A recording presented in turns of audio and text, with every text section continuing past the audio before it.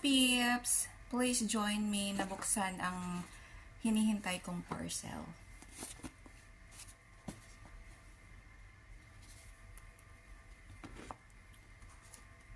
Matagal ko na itong hinihintay, guys.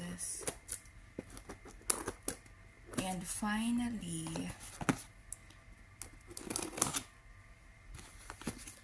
nakuha rin.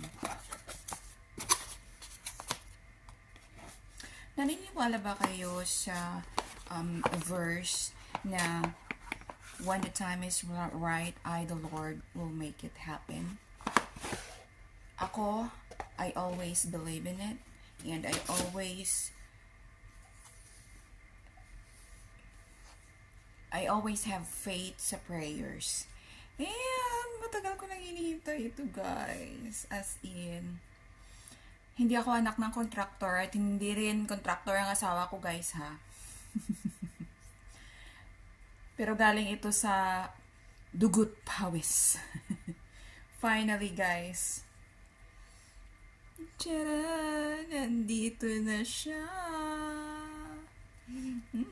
Thank you so much, Lord God.